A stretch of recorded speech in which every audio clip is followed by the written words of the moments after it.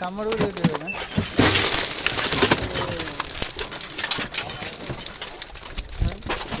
నీదేం పేరు? అటుకెళ్ళి రమేష్ వాళ్ళని